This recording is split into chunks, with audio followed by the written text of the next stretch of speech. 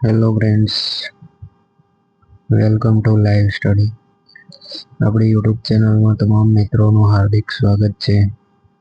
જે મિત્રો નવા હોય એ ચેનલને સબસ્ક્રાઇબ કરી દેજો. આજે આપણે જનરલ ભૂગોળના પ્રશ્નો લઈશું. પાર્ટ નંબર 3 આવ્યા છે. જનરલ ભૂગોળના પ્રશ્નોનો આપણું પ્લેલિસ્ટ બનાવેલું છે, તેમાં જઈને આગળના વિડીયો બે જોઈ લેજો. ચાલો તો શરૂ કરીએ. પ્રશ્ન નંબર 1 છે, નીચે આપેલ વિધાનો ધ્યાને લો તથા યોગ્ય જવાબ પસંદ કરો. ઓપ્શન એ, હિમાલયમાંથી નીકળતી નદીઓ હજી તેની યુવા અવસ્થા ધરાવે છે. ઓપ્શન બી, દ્વીપકલ્પીય ઉચ્ચ પ્રદેશની નદીઓ પ્રૌઢાવસ્થામાં છે. ઓપ્શન સી, આપેલ બંને વિધાનો સત્ય છે. ઓપ્શન ડી, આપેલ બંને વિધાનો અસત્ય છે. આમાંથી યોગ્ય વિધાન પસંદ કરવાનું છે.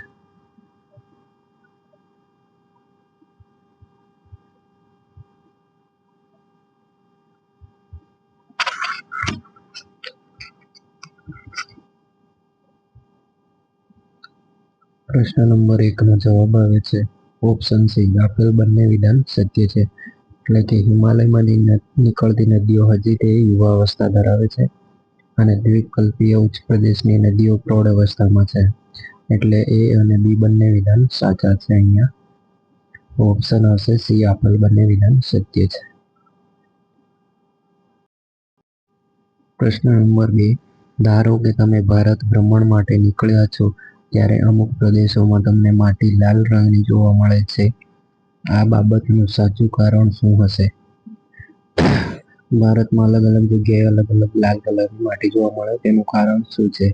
ઓપ્શન એ છે, જમીનમાં મેગ્નેશિયમનું વધુ પ્રમાણ. ઓપ્શન બી, જમીનમાં ફોસ્ફેટનું વધુ પ્રમાણ. ઓપ્શન સી, જમીનમાં ફેરિક ઓક્સાઇડની હાજરી. અને ઓપ્શન ડી, આપેલ પૈકી એક પણ નહીં.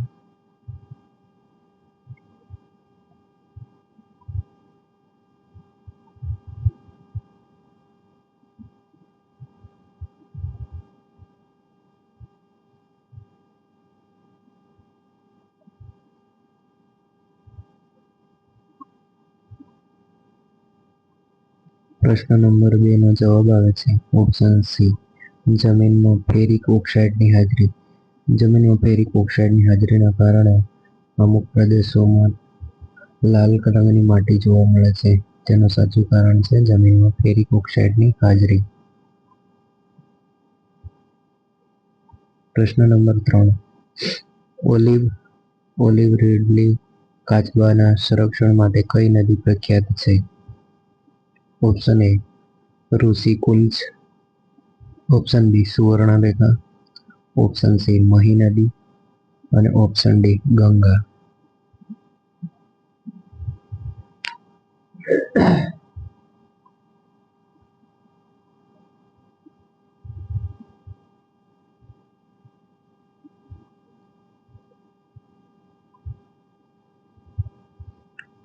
તો પ્રશ્ન નંબર 3 નો જવાબ આવે છે option A, Rushikulya. Olive ridley કાચબાના સંરક્ષણ માટે ઋષિકુલ્ય નદી પ્રખ્યાત છે.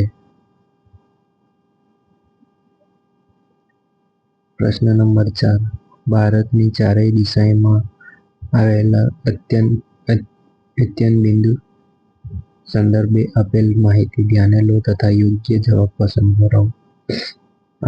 અંત્યબિંદુ, જે અંત બિંદુ અંત પર આવેલા છે તેના યોગ્ય વિધાન જોવાના છે.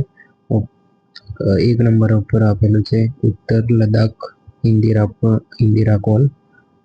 અને 2 નંબર દક્ષિણ ગ્રેટ નિકોબાર ટાપુ પિંગમિલિયન પોઈન્ટ. ઓપ્શન 3 નંબર છે પશ્ચિમ ગુજરાત સિર ક્રીક. અને 4 નંબર પૂર્વ અરુણાચલ પ્રદેશ વાલાંગો. એટલે 4 દિશાઓ આપેલી છે, તેમાં જે અંતિમ પોઈન્ટ છે તે પૂછ્યા છે, તે સાચા છે કે ખોટા. ઓપ્શન એ માં આપેલ છે માત્ર 1, 2 અને 3. ઓપ્શન બી, માત્ર 1 અને 3. ઓપ્શન સી, માત્ર 1, 3 અને 4. અને ઓપ્શન ડી, 1, 2, 3 અને 4. આમાંથી સાચા કેટલા છે?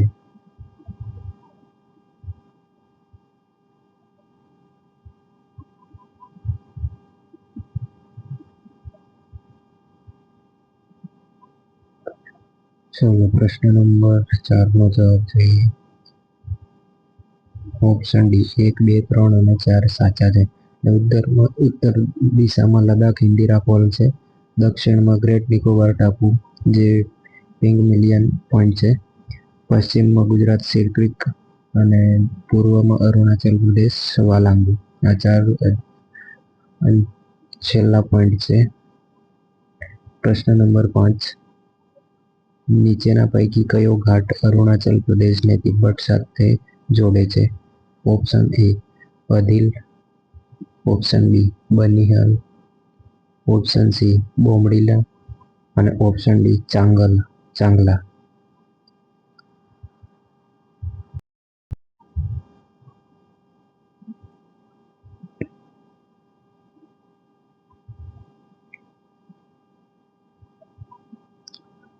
પ્રશ્ન નંબર 5 નો જવાબ આવે છે ઓપ્શન સી બોમડીલા, કે જે અરુણાચલ પ્રદેશને તિબ્બત સાથે જોડે છે.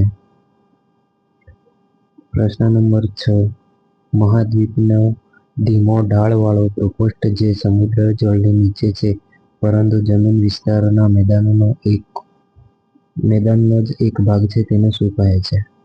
Option A coral reef, option B સામુદ્રિક મેદાન, ઓપ્શન સી ખંડીય છાજલી અને ઓપ્શન ડી એક પણ નહીં.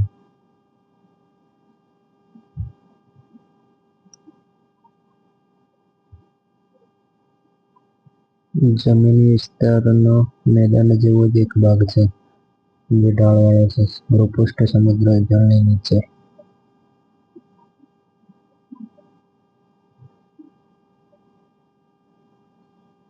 પ્રશ્ન નંબર 6 નો જવાબ આવે છે ઓપ્શન સી ખંડીય છાજલી.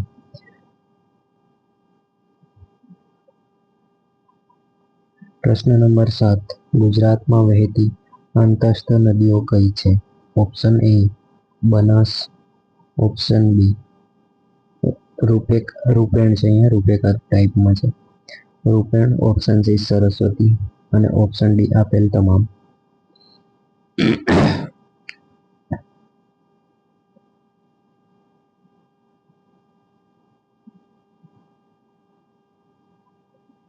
ગુજરાતમાં વહેતી અંતસ્થ નદીઓ જે કુંવારિકા નદીઓ પણ કહે છે તેમને.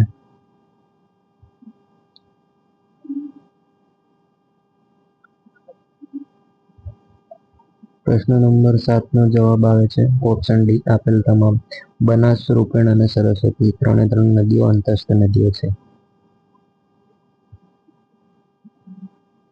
પ્રશ્ન નંબર 8, આપેલ વિધાન ધ્યાને લો તથા યોગ્ય જવાબ પસંદ કરો. ઓપ્શન એ કર્કવૃતને 2 વાર પસાર કરતી નદી મહી નદી છે. ઓપ્શન બી મહી નદીનું ઉદ્ગમ સ્થાન મધ્યપ્રદેશના અંજેરા પાસે છે. ઓપ્શન સી આપેલ બંને સાચા છે. ઓપ્શન ડી આપેલ બંને ખોટા છે.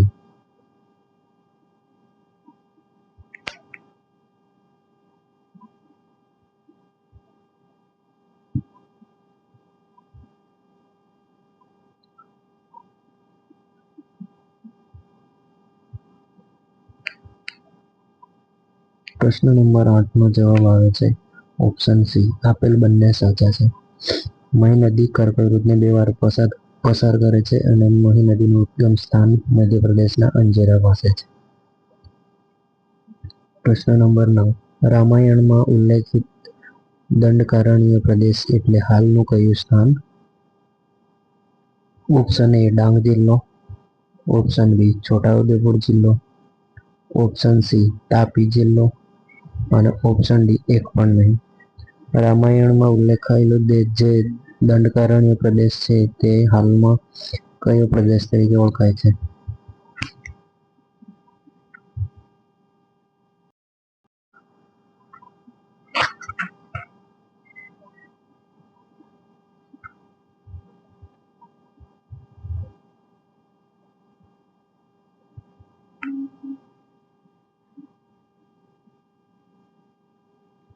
પ્રશ્ન નંબર 9 નો જવાબ આવે છે ઓપ્શન એ ડાંગ જિલ્લો. ડાંગ જિલ્લો રામાયણ સમયે દંડકારણ્ય તરીકે ઓળખાતો હતો. પ્રશ્ન નંબર 10, દક્ષિણ ભારતમાં જયા પૂર્વી ઘાટ અને પશ્ચિમ ઘાટ, જ્યાં પૂર્વી ઘાટ અને પશ્ચિમ ઘાટ મળે છે ત્યાં કઈ ટેકરીઓ આવેલી છે? ઓપ્શન એ અન્નાઈમલાઈ, ઓપ્શન બી કોડમમ ટેકરીઓ, ઓપ્શન સી રવિરાય ટેકરીઓ અને ઓપ્શન ડી આપેલ પૈકી એક પણ નહીં.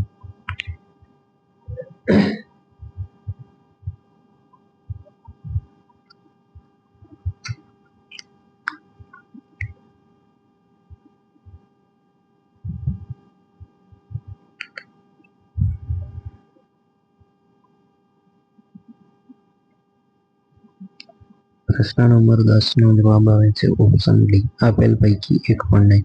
તો જ્યાં પૂર્વી ઘાટ અને પશ્ચિમ ઘાટ મળે છે ત્યાં આપેલમાંથી એક પણ ટેકરીઓ આવેલી નથી. નવા મિત્રો હોય એ ચેનલને સબસ્ક્રાઇબ કરી લેજો. પ્લીઝ ચેનલને સપોર્ટ કરો, તમારા મિત્રોને શેર કરજો. પ્રશ્ન નંબર 11, ગુજરાતનો સૌપ્રથમ ઉલ્લેખ કયા ગ્રંથમાં જોવા મળે છે? ઓપ્શન એ કાન્હડદેવ પ્રબંધ, ઓપ્શન બી આબુરાસ, ઓપ્શન સી સિયુગી અને ઓપ્શન ડી સિદ્ધહેમ શબ્દાનુશાસ.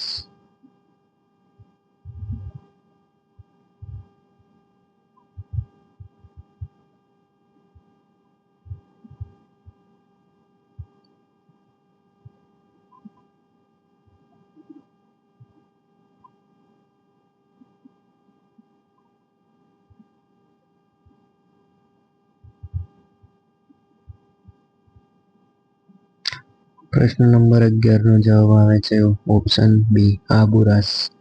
ગુજરાતનો સૌપ્રથમ ઉલ્લેખ આબુરાસ ગ્રંથમાં જોવા મળે છે. પ્રશ્ન નંબર 12, ઝારખંડમાં આવેલી કોડરમાં ગિરિદીહ, ગેમાંચ, ચાકલ, વાઘ અને તારી એ કયા ખનિજની પ્રખ્યાત ખાણો છે? Option A manganese, option B copper, option C અભ્રક અને ઓપ્શન ડી બોક્સાઇટ.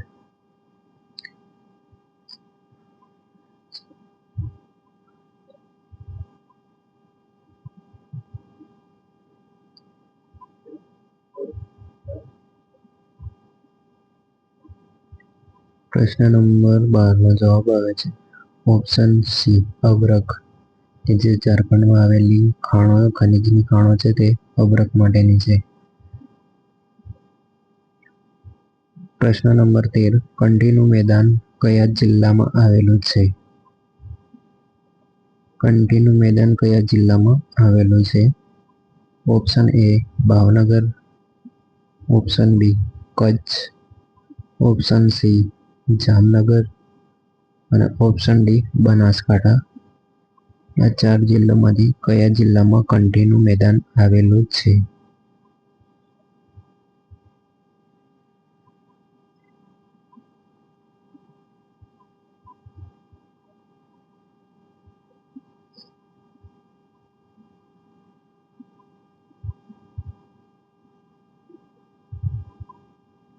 પ્રશ્ન નંબર 13 નો જવાબ આવે છે ઓપ્શન બી કચ્છ.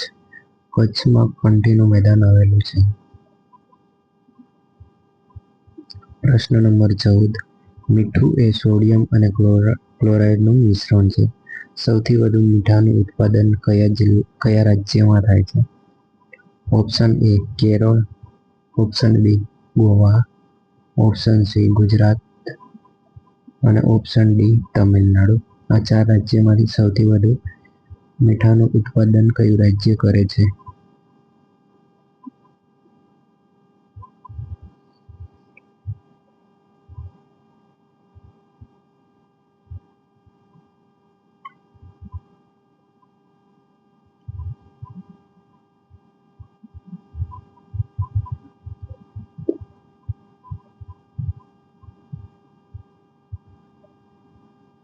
પ્રશ્ન નંબર 14 નો જવાબ આવે છે ઓપ્શન સી ગુજરાત. ગુજરાતમાં સૌથી વધુ મીઠાનું ઉત્પાદન થાય છે.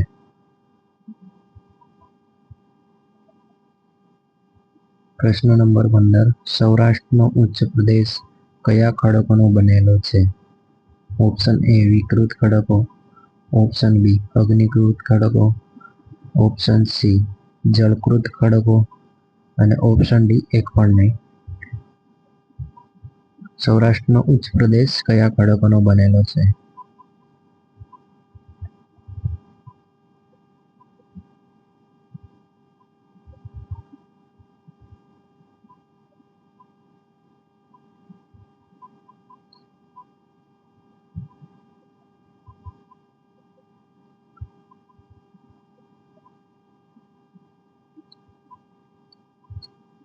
પ્રશ્ન નંબર 15 નો જવાબ આવે છે ઓપ્શન બી અગ્નિકૃત ખડકો. સૌરાષ્ટ્રનો ઉચ્ચ પ્રદેશ અગ્નિકૃત ખડકોથી બનેલો છે.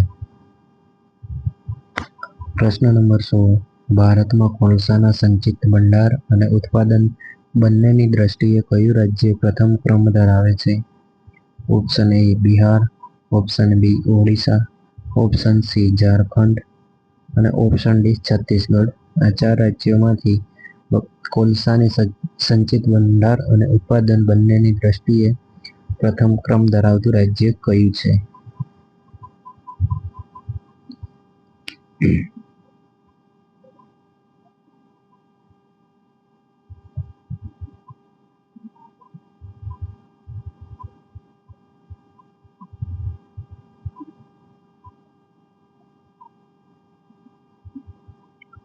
16 નંબરનો જવાબ આવે છે ઓપ્શન સી ઝારખંડ. ઝારખંડમાં કોલસાનો સૌથી વધુ ભંડાર અને ઉત્પાદન બંનેની દ્રષ્ટિએ પ્રથમ ક્રમમાં આવે છે.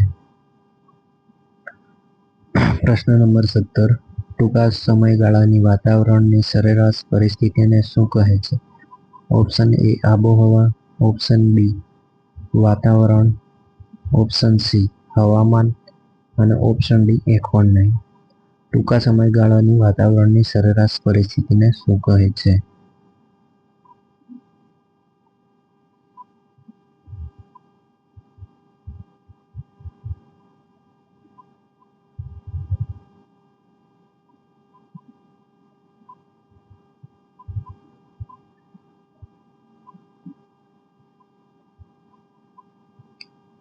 પ્રશ્ન નંબર 17 નો જવાબ આવે છે ઓપ્શન સી હવામાન, કે જે ટૂંકા સમયગાળાની વાતાવરણની સરેરાશ પરિસ્થિતિને હવામાન કહે છે.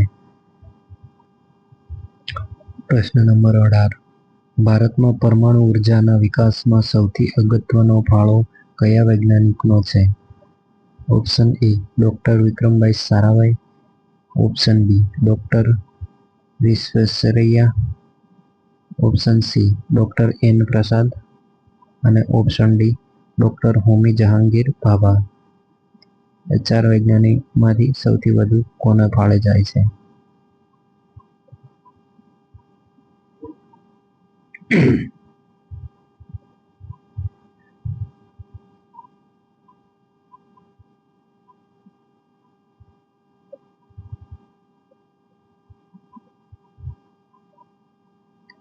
પ્રશ્ન નંબર 18 નો જવાબ આવે છે option D doctor Homi Jehangir Bhabha, જે પરમાણુ ઉર્જાના વિકાસમાં સૌથી અગત્યનો ફાળો તેમનો રહેલો છે. પ્રશ્ન નંબર 19 ભારતમાં સાંસ્કૃતિક વન બનાવવાની શરૂઆત ક્યારે થઈ હતી? ઓપ્શન એ ઈસવીસન 2006, ઓપ્શન બી ઈસવીસન 2008, ઓપ્શન સી ઈસવીસન 2004 અને ઓપ્શન ડી ઈસવીસન 2002.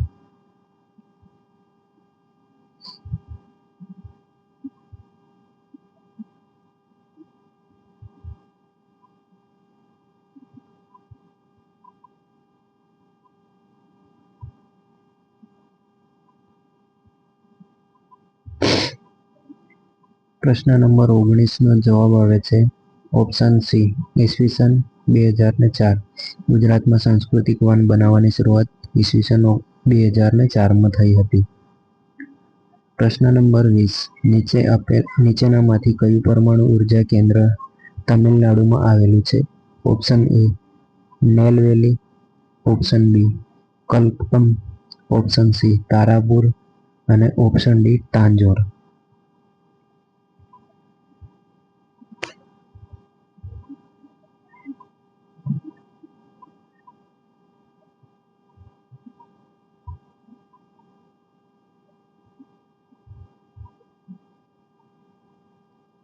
પ્રશ્ન નંબર 20 નો જવાબ આવે છે ઓપ્શન બી, કલ્પકમ, જે તમિલનાડુમાં પરમાણુ ઉર્જાનું કેન્દ્ર આવેલું છે, કલ્પકમ ખાતે. પાર્ટ 3 ના 20 પ્રશ્નો અહીંયા સમાપ્ત થાય છે. અહીંયા સુધી બની રહ્યા તે બદલ ખૂબ ખૂબ આભાર. Thank you. આપણી ચેનલ પર નવા મિત્રો હોય તો ચેનલને સબસ્ક્રાઈબ કરો, તમારા મિત્રોને પણ શેર કરો વિડીયો. જય હિન્દ, જય ભારત.